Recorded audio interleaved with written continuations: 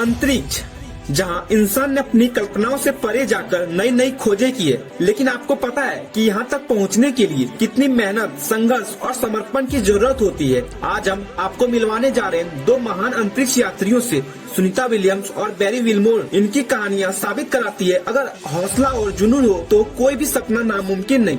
Sunita Williams का जन्म 19 सितंबर 1965 को अमेरिका में हुआ। उनका परिवार भारतीय मूल का था और उनके पिता अहमदाबाद, गुजरात से थे।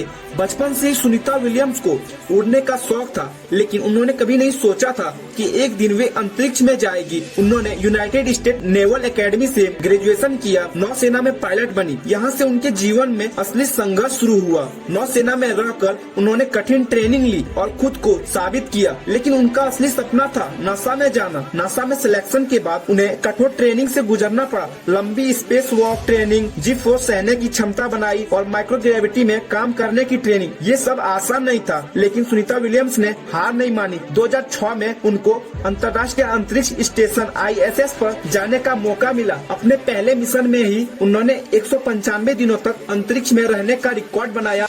उन्होंने कुल 7 बार स्पेस वॉक किया, सबसे ज्यादा स्पेस पर समय बिताने वाली महिला अंतरिक्ष यात्री बनी। लेकिन यह सफर इतना आसान नहीं था।